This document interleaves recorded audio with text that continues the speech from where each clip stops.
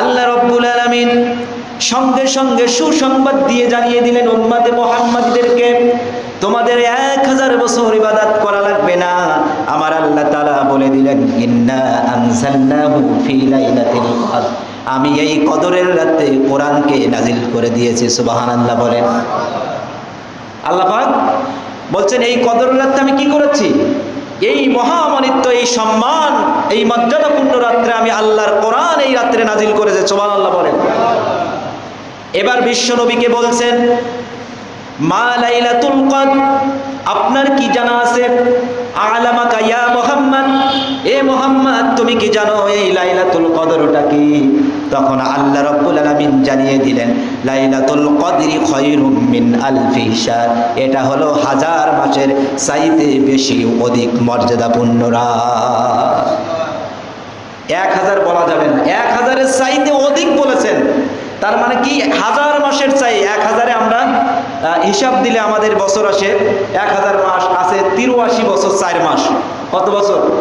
83 বছর 4 মাস। এই রাত্রে যদি ইবাদত করা যায় তাহলে 83 বছরের চাইতে অধিক বছরের সওয়াব আমরা এক রাত্রে পেয়ে যাব। সুবহানাল্লাহ বলেন। আমরা আল্লাহ তাআলার দরবারে লাখ কোটি শুকরিয়া জ্ঞাপন করছি যে রব্বুল আলামিন আমাদেরকে পবিত্র রমজান মাসের শেষের দিকে আল্লাহ তাআলা আমাদেরকে বাঁচিয়ে রেখেছেন, সুস্থ রেখেছেন। সুস্থতার সাথে আল্লাহ পাক আমাদের সকলকে রমজানের রোজা রাখার তৌফিক দান করেছেন। এই জন্য আপনারা খুশি না বেজার? খুশি হয়ে আমরা সকলে আল্লাহ তাআলার দরবারে আল্লাহ তাআলার শানে আমরা সকলেই শুকরিয়া জ্ঞাপন করছি। আমরা সকলেই বলছি আলহামদুলিল্লাহ। দুরূদ পেশ করছি বিশ্ব নবী, বিশ্ব মানবতার দূত, বিশ্ব নেতা জনাবে মুহাম্মদুর রাসূলুল্লাহ। আমরা সকলে বলি সাল্লাল্লাহু আলাইহি ওয়াসাল্লাম। সম্মানিত মুসল্লি ইকরাম, আমি প্রত্যেক জুমার ন্যায় আজকেও আপনাদের সামনে একটি আয়াত, একটি সূরা, সম্পূর্ণ ছোট্ট একটি সূরা আপনাদের সামনে তিলাওয়াত করেছি। আল্লাহ পাক যেন আমাকে এই সূরার গুরুত্ব মর্যাদা নিয়ে আলোচনা করার, আপনাদের হিদায়েতের আশায় শোনার তৌফিক দান করেন। আমরা সবাই বলি আল্লাহুম্মা আমিন। এই সূরাটির নাম হলো সূরাতুল কদর। সবাই বলেন এই সূরাটির নাম কি? সূরাতুল কদর। আমরা যেটাকে বলি লাইলাতুল কদর। লাইলাত শব্দের অর্থ হলো রজনী, রাত। আর কদর শব্দের অর্থ হলো ভাগ্য, পরিমাণ, পরিমাপ, নিয়ম। এইগুলোকে আমরা বুঝাই। তো এই সূরাতে 5টি আয়াত রয়েছে। এই সূরাতে 30টি বাক্য রয়েছে। এই সূরাতে 121টি অক্ষর রয়েছে। সুবহানাল্লাহ বলেন। এই সূরাতে আল্লাহ রাব্বুল আলামিন এই সূরাটি নাজিল করে কোরআনের মর্যাদা, কদরের মর্যাদাকে বুঝিয়েছেন, কোরআনকে বেশি সম্মান করেছেন। আগে একদিন বলছিলাম যেখানেই কোরআন লেগে যায় সেখানে কি আল্লাহ পাক সম্মান দিয়ে দেন। যে ক্ষেত্রে হোক না কেন, এই রমজান মাস এত দামি কেন? এই রমজান মাস দামি হওয়ার কারণ হলো এই মাসে কি হয়েছে? কোরআন নাজিল হয়েছে। সুবহানাল্লাহ পড়বেন না? এই মাসটা দামি হওয়ার কারণ। আর এই যে লাইলাতুল কদর, এই রাতটা কেন এত গুরুত্বপূর্ণ, আল্লাহর কাছে কেন প্রিয়? কারণ এই রাতে কোরআন কি হয়েছে? নাজিল হয়েছে। সুবহানাল্লাহ পড়বেন না? তো এই সূরার মধ্যে আল্লাহ পাক উম্মতে মুহাম্মাদীকে সুসংবাদ দিয়েছেন। কি দিয়েছেন? কথা বলেন সবাই। উম্মতে মুহাম্মাদীদের কি দিয়েছেন? একটা সুসংবাদ দিয়েছেন। কারণ কি? প্রত্যেকটি সূরার আলোচনার আগে প্রত্যেকটি সূরার শানে নজুল আমাদের জানার দরকার। কেন এই সূরাটি আল্লাহ পাক নাজিল করেছেন, তাই না? তো এই সূরাটি নাজিল হওয়ার কারণ কি আমরা সেটা আগে জানব। বনি ইসরাইল ওই যুগের একজন লোক ছিলেন। আল্লাহ নবী সাল্লাল্লাহু আলাইহি ওয়াসাল্লাম সমস্ত সাহাবাদেরকে সামনে নিয়ে উনি আলোচনা করছেন যে বনি ইসরাইলের এক দরবেশ ছিল। এই দরবেশ 1000 বছর হায়াত পেয়েছিলেন। কত হাজার? 1000। আমাদের হায়াত কত? এবার এসে কত? হয়তো 72, 75, এরকম 76। আমরা বাঁচি সর্বোচ্চ 100 বছর 80 বছর, আর এই দরবেশ বেঁচে ছিল 1000 বছর। আল্লাহর নবী সাল্লাল্লাহু আলাইহি ওয়াসাল্লাম সাহাবাদেরকে সামনে নিয়ে এই আলোচনা করছেন যে বনি ইসরাইলের যুগে একজন দরবেশ ছিল, যে দরবেশ 1000 বছর রাত জেগে জেগে ইবাদত করেছে, আর প্রত্যেক রাত্রে তিনি আল্লাহর দ্বীন প্রতিষ্ঠার জন্যে, আল্লাহর দ্বীন কায়েমের জন্য তিনি প্রত্যেকটা দিন সে জিহাদে বেরিয়েছে। সুবহানাল্লাহ বলেন। তখন সাহাবারা আশ্চর্য হয়ে গেলেন, হতাশ হয়ে গেলেন, নিরাশ হয়ে গেলেন সাহাবারা। তখন বলছেন, ইয়া রাসূলুল্লাহ, ইয়া হাবিবাল্লাহ, আপনি যে বর্ণনা দিলেন এই বনি ইসরাইলের এক দরবেশের কথা, তিনি 1000 বছর হায়াত পেয়েছেন, 1000 বছর বেঁচে ছিলেন, তাহলে তিনি 1000 বছর ইবাদত করেছে, আর আমাদের হায়াত তো মাত্র 60, 65, 70 বছর। তাহলে ওই ব্যক্তি তো 1000 বছর বেশি ইবাদত করেছে, ওই বেশি বেশি আমল করেছে, নেক আমল করেছে, আর তিনি তো জান্নাতকে হাসিল করার জন্য বেশি কাজ করেছে, আর আমরা তো মাত্র 60, 65 বছর বাঁচি। তাহলে ওই লোকের তুলনায় তো আমরা কোনো ইবাদত করতে পারি না, তাহলে আমরা কেমনে জান্নাতে যাব? ওই লোকটা তো 1000 বছর ধরে আল্লাহর ইবাদত করেছে, আর জান্নাতকে সে কামাই করে নিয়েছে, বেশি বেশি ইবাদত করেছে। আমরা মাত্র 60, 65 বছর আমরা বেঁচেছি, হায়াত পেয়েছি, আমরা কতটুকু ইবাদত করেছি? এই হতাশ যখন হয়ে গেলেন, সাহাবারা নিরাশ হয়ে গেলেন, আল্লাহর রাসূল চিন্তা করতে লাগলেন, কিন্তু দেখেন আল্লাহ কত গফফার গফুরুর রহিম, তিনি কত দয়াবান, তিনি আমাদের পরে দয়া দেখে আমাদের 1000 বছর রাত জেগে ইবাদত করা লাগবে না। একটা রাত ইবাদত করলে আল্লাহ বলেছেন তোমরা 1000 মাসের সমান সব পেয়ে যাবা। আমাদের বেশি ভালোবাসেন না আল্লাহ? উম্মতে মুহাম্মাদকে বেশি ভালোবাসেন। তারা 1000 বছর ধরে ধরে ইবাদত করেছে, কষ্ট করেছে, আর আমরা একটা রাত কি করলে, আমরা একটা রাত ইবাদত করলে সেইটাই পেয়ে যাচ্ছে। সুবহানাল্লাহ পড়ে। যখন সাহাবারা নিরাশ হয়ে গেলেন, সাহাবারা হতাশ হয়ে গেলেন যে ইয়া রাসূলুল্লাহ, আমরা তাহলে কি করব? এমন একটা মুহূর্তে আল্লাহ রাব্বুল আলামিন এই সূরাটা নাজিল করে আমাদেরকে সুসংবাদ দিয়ে দিলেন। সুবহানাল্লাহ। আল্লাহ বলছেন, ইন্না আনজালনাহু ফি লাইলাতিল কদর ওয়া মা আদরাকা মা লাইলাতুল কদর লাইলাতুল কদরি খায়রুম মিন আলফি শাহর তানাজ্জালুল মালাইকাতু ওয়ার রূহু ফিহা বিইذনি রাব্বিহিম মিন কুল্লি সালামুন হিয়া হাত্তা মাতলাইল ফাজর। আল্লাহু আকবার বলেন। আল্লাহ রাব্বুল আলামিন সঙ্গে সঙ্গে সুসংবাদ দিয়ে জানিয়ে দিলেন উম্মতে মুহাম্মাদীদেরকে, তোমাদের 1000 বছর ইবাদত করা লাগবে না।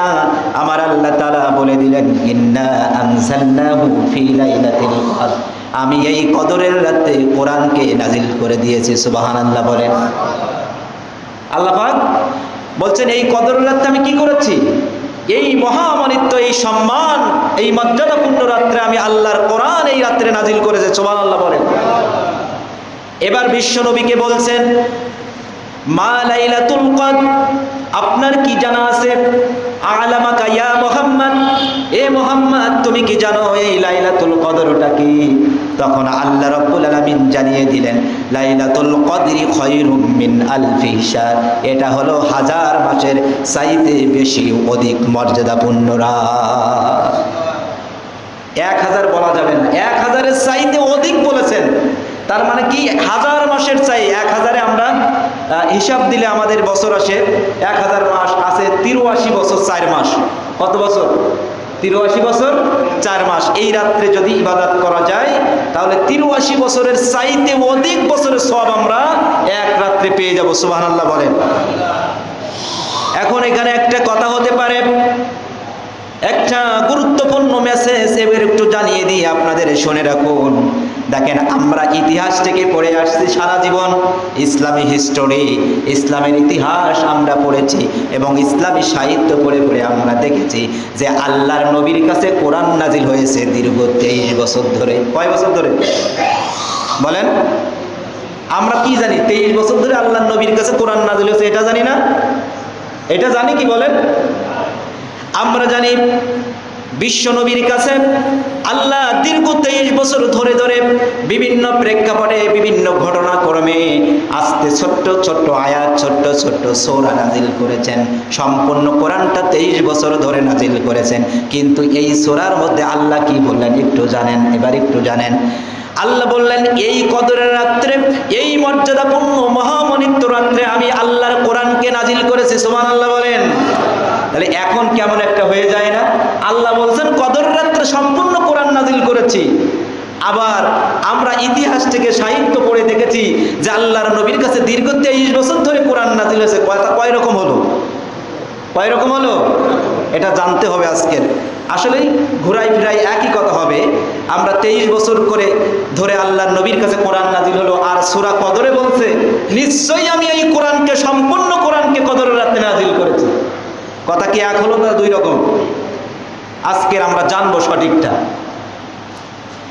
এইবারে দেখেন মুফাসসির কিরাম বলছেন, বিভিন্ন তাফসীর কারকরা বলছেন কাইফা ক্বালা আল্লাহু তাআলা ইন্না আনসালনাহু ফি লাইলাতিল কদর।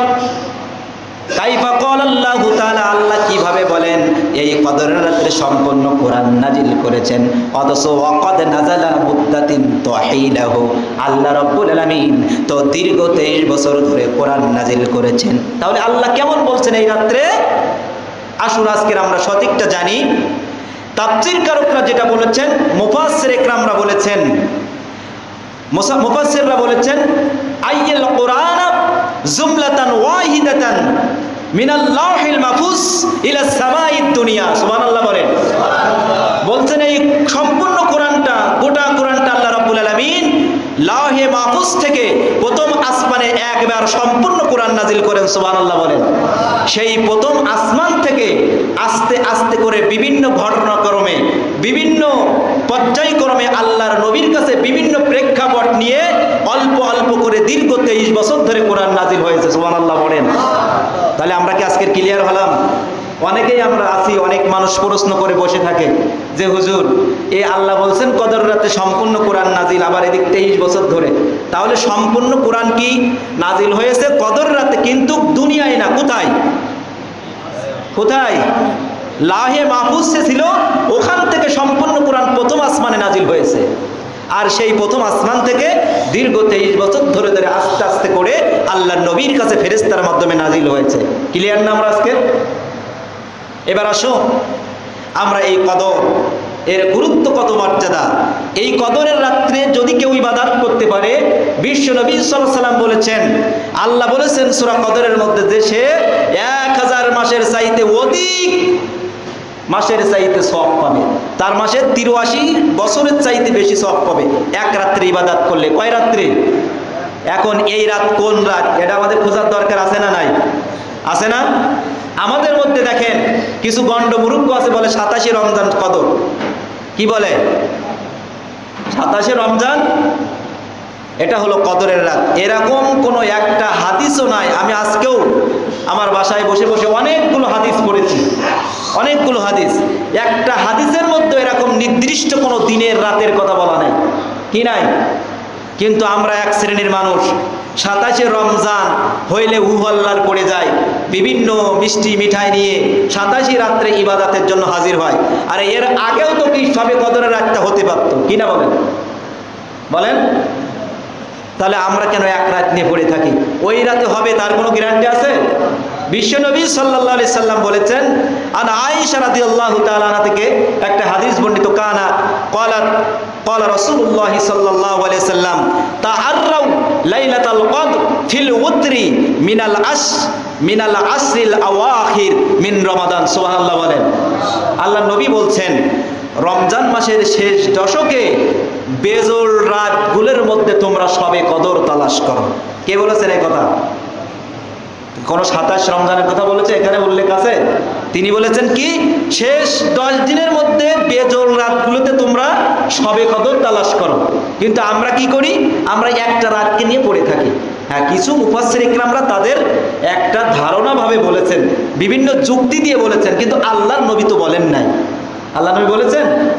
আল্লাহর নবী বলেছেন 21, 23, 25, 27, 29 এরকম বেজোর রাতগুলিতে তোমরা এই সবে কদরের রাত্রে এই রাতকে তোমরা তালাশ করো। একটা হাদিসও নাই যে 27শে রমজান সবে কদর। এক এক সময় এক এক রাত্রে হতে পারে। সম্মানিত মুসল্লি ইকরাম শুনুন, আবু সাঈদ এই সাহাবী এই রাবি হাদিস বর্ণনা করেছেন আর বলেছেন বিশ্বনবী সাল্লাল্লাহু আলাইহি ওয়াসাল্লাম রমজানের প্রথম দশকে তিনি সবে কদরের জন্য ইতিকাফ করেছেন। তারপরে রমজানের দ্বিতীয় দশকে তিনি ইতিকাফ করেছেন সবে কদরকে পাওয়ার জন্য। কিন্তু তিনি যখন দ্বিতীয় দশকে তিনি ইতিকাফ থাকলেন সবে কদর তালাশ করার জন্য, তখন তাকে স্বপ্নে দেখানো হলো ফেরেশতার মাধ্যমে যে আপনি যে প্রথম দশকের মধ্যে সবে কদর তালাশ করছেন, আপনি যে দ্বিতীয় দশকের মধ্যে সবে কদর তালাশ করেছেন, কিন্তু তাকে স্বপ্নের মাধ্যমে আল্লাহ জানিয়ে দিলেন এই প্রথম দশকেও সবে কদর নাই, দ্বিতীয় দশকেও নাই, শেষ দশকের মধ্যেই আল্লাহ সবে কদরের রাত রেখে দিয়েছে। সুবহানাল্লাহ বলেন। তাহলে আল্লাহর নবী প্রথম দশ রেখেছেন, দ্বিতীয় দশও রেখেছেন। আল্লাহর নবীকে স্বপ্নের মাধ্যমে জানিয়ে দিয়েছেন যে এই দুইটার মধ্যে নাই, শেষ দশকের মধ্যে তুমি সবে কদর তালাশ করো, এবং ইতিকাফে সেখান থেকে বিশ্বনবী থেকেছেন। সুবহানাল্লাহ বলবেন না? এখানে কোনো নির্দিষ্ট কোনো দিন আছে? আল্লাহ রসুল বললেন,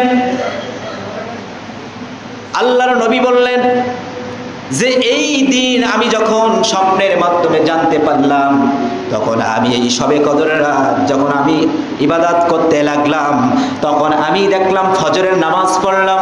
ফজরের নামাজ পড়ার পরে আমি যখন সিজদা দিলাম, তখন আমি সিজদা দিয়ে দেখি যে আমি কাদা মাটি আর পানির মধ্যে সিজদা করতেছি। সুবহানাল্লাহ বলেন। কোথায় করছেন? কাদা মাটি, এবং বিশ্বনবীর কপালে কাদাও লেগে গিয়েছেন। তার মানে এই হাদিস থেকে একটা নমুনা পাওয়া যায় সবে কদরের একটা বৈশিষ্ট্য আছে। এই রাত্রে মেঘাচ্ছন্ন হতে পারে, বৃষ্টিও হতে পারে, ঝড় বৃষ্টিও কি, এটা একটা কি নমুনা, একটা বৈশিষ্ট্য, যে একেবারে শিওর তা না, এটা একটা বৈশিষ্ট্য। এই হাদিসের রাবি আবু সাঈদ বলছেন এই রাত্রে বিশ্বনবীকে আমি যখন ইবাদত করতে লাগলাম, ওই দিন ছিল 21শে রজনী, 21শে রমজানের রাত ছিল। ওই দিন আমি দেখি যে বিশ্বনবী যখন নামাজ পড়ছেন, সিজদা করছেন, তখন আমি ফজরের পরে যখন দেখলাম, তখন দেখলাম যে বিশ্বনবীর কপালে কাদা আর পানি লেগে আছে। সুবহানাল্লাহ। আমি কোনো বানানো কথা বলছি ভাই? কোথা থেকে কথা বলছি? যে কোনো হাদিস বলছি সবগুলো বুখারী শরীফের হাদিস। সবগুলো কোথার হাদিস? বুখারী শরীফের হাদিস। তাহলে এই রাত্রে আমাদের যদি পেয়ে যায় আমরা কি করব? আল্লাহ রসুল সাল্লাল্লাহু আলাইহি সাল্লাম বলছেন ইজা দাখালাল আশ লাইলাতুল কদর, তোমরা যদি এই লাইলাতুল কদর এই রাতে কি করবা? সাদ্দা মিজারাহু ওয়া আহইয়া লাইলাহু ওয়া আওকাযা আহলাহু।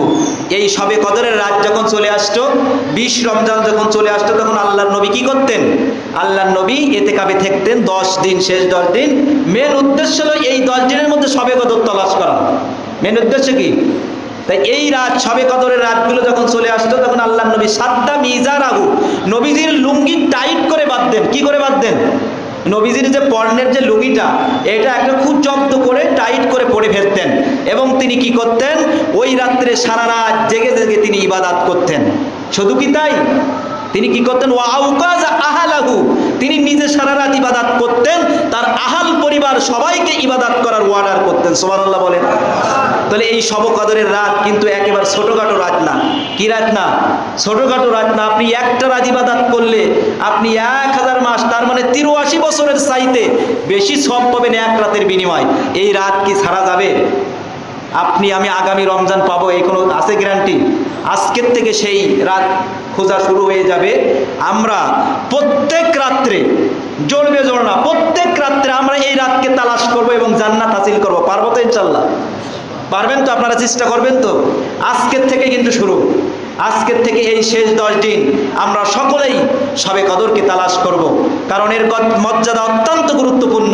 বিশ্বনবী সাল্লাল্লাহু আলাইহি ওয়াসাল্লাম কখনো ছাড়েন নাই, তিনি এই শবে কদরকে তালাশ করার জন্যে তিনি শেষ 10 দিন নিয়মিত এইভাবে তিনি সারা রাত জেগেছেন, পরনের লুঙ্গিটা টাইট করে পড়েছেন ইবাদত করার জন্য, এবং তার পরিবারের লোকদেরকেও তিনি আদেশ করেছেন করা হবে।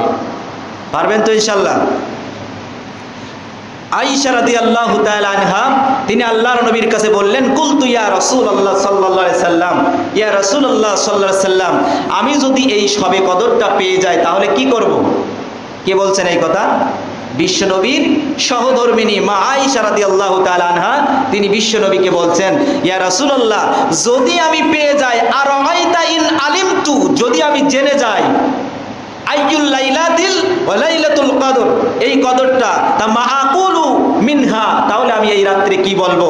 ক্বালা রাসূল সাল্লাল্লাহু আলাইহি ওয়াসাল্লাম, রাসূল সাল্লাল্লাহু আলাইহি ওয়াসাল্লাম বললেন, কুলি, তুমি বলবা এই রাত যদি পেয়ে যাও, জেনে যাও তুমি, তাহলে বলবা আল্লাহুম্মা ইন্নাকা আফুউন তুহিব্বুল আফওয়া ফাআফু আন্নি। সুবহানাল্লাহ বলেন।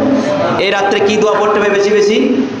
বলেন আল্লাহুম্মা, আমার সাথে বলেন আল্লাহুম্মা ইন্নাকা আফুউন তুহিব্বুল আফওয়া ফাআফু আন্নি। হে আল্লাহ, আপনি ক্ষমা করতে ভালোবাসেন, আপনি ক্ষমাশীল, আপনি ক্ষমা করতে ভালোবাসেন, ফাআফু আন্নি, অতএব আপনি আমাদেরকে ক্ষমা করে দিন। এই দোয়াটা আমরা এই কয়দিন বেশি বেশি পড়ব। আমি তো ইফতারিতে প্রত্যেক দিন আপনাদের এই দোয়াটাই পড়তে পারি, বিভিন্ন সময় এই দোয়াটা মোনাজাতের মতো দেখবেন আমি অধিকাংশ এই দোয়াটা করছি, কারণ বিশ্বনবীর শিখানো বাক্য, এটা শিখানো দোয়া, এটা তো যাত্রার দোয়া না, যাত্রার দোয়া এটা বিশ্বনবীর নিজে আয়েশা রাদিয়াল্লাহু তাআলা আনহাকে তিনি বলেছেন, তুমি যদি জেনে যাও শবে কদর সম্পর্কে, তাহলে তোমরা এই দোয়া পড়ে, এই দোয়াটা আপনারা মুখস্থ করে নেবেন। পারবেন তো ইনশাআল্লাহ?